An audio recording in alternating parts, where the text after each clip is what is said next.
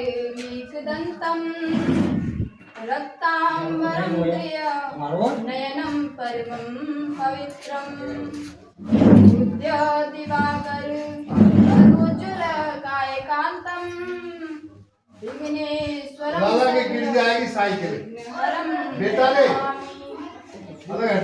राधा मेरी मात है पिता मेरो घनश्याम इन दोनों के चरणों में मेरा बारंबार प्रणाम। श्री वृंदावन बिहारी लाल की जय। बंधुओं, सत्संग भी हमें परमात्मा की मर्जी से ही श्रवण करने को मिलता है। अभी इन्होंने गाया था भजन की भजन करो मस्त जवानी में बुढ़ापा किसने देखा है। परंतु सभी बुढ़ापे का ही इंतजार करते हैं कि बुढ़ापा आएगा तो भजन कर लेंगे, अभी तो कमाएंगे। भजन करने की पूजा पाठ करने की कोई उम्र नहीं है। बच्चे भी भजन कर सकते हैं, बड़े भी और बुजुर्ग भी।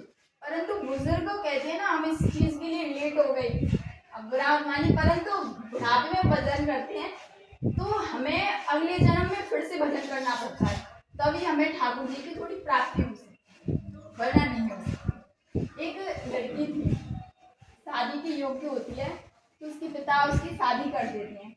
अब जिस नगर में उसकी शादी करते हैं वहाँ पर कोई पूजा पाठ नहीं करता, ना मंदिर, एक दो मंदिर था उसमें भी एक पुजारी रहते थे और वही पूजा पाठ करते थे। अब वो लड़की तो बड़ी भक्ति ठाकुर जी की पूजा पाठ करती थी। अब वो विचार करे कि अब यहाँ पे तो कोई पूजा पाठ नहीं करता, विचार करे तो मैं तो करूँगी भगवान की भक्ति। अब वो मंदिर जाती, लोग उस पर हंसते, क्या पूजा पाठ करती, अपना काम धंधा करो उसी में रहो।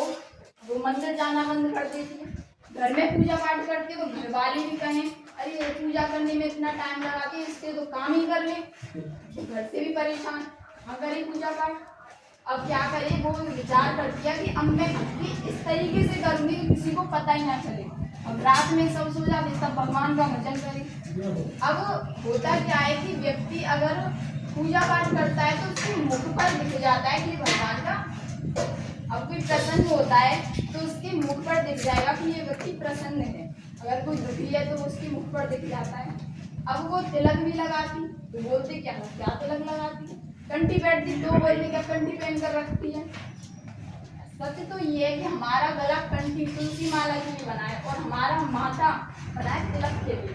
परंतु हिंदू धर्म में ना तो कोई तिलक लगाएगा, आजकल के बच्चे तिलक नहीं लगाते, आजकल लोग तिलक लगाते नहीं है, रिवाज बन गई है कि पूजा पाठ होगा पंडित जी तिलक लगाएंगे उसकी दिन पर, बाकी दिन तिलक नहीं लगाएंगे, तुलसी नहीं पहनेंगे। सिखा तो मानो आप खत्म ही हो गए, ब्राह्मण भी आजकल सिखा नहीं रखते हैं, तो सिखा भी रखते थे हिंदू धर्म में लोग। अब वो क्या करते हैं कि लोग उससे फिर कहने लगते हैं, विचार करिए ठाकुर जी की पूजा कैसे करूं, विचार करती है, रोने लगती है, बताओ ऐसी नगर में मेरी विवाह हो गया है, यहाँ पर कोई पूजा पाठ ही नहीं करने देता, भगवान का भजन नहीं करने देता। समय बीतता है, एक रात्रि ठाकुर जी उसके स्वप्न में आते हैं, कहते हैं कि अगर भक्ति छुपाने की आवश्यकता है तो छुपाओ, अगर छुप नहीं रही है भक्ति तो दिखने दो लोगों को। आप भगवान कोई भक्ति करता है, लोग कहते हैं क्या पूजा पाठ में टाइम वेस्ट क्यों हो रहा है, परंतु व्यक्ति बाहर से तो बनावटी तो दिख जाएगा, पैसे वाला है तो, लेकिन अंदर की शांति के लिए, मन की शांति के लिए तो भजन ही काम का है। तन से धन से तन को सुख मिल सकता है, परंतु मन को कभी सुख नहीं मिलता। विचार करते सुख क्या है, हमें वो चीज मिल जाए हम सुखी हैं, विचार करते हमें वो हमारा वो काम बन जाए तो हम सुखी हो जाए, परंतु नहीं होता। हम विचार ही करते हैं कि वो चीज हो जाएगी तो हम सुखी रहेंगे, परंतु सुखी नहीं रहते। व्यक्ति सुखी कभी रह ही नहीं सकता, उसकी कामनाएं बढ़ती जाती हैं। सुखी रहने के लिए शांति चाहिए अंदर, जो भजन से मिलती है। क्या कहती है, अब ना छुपाऊंगी सबको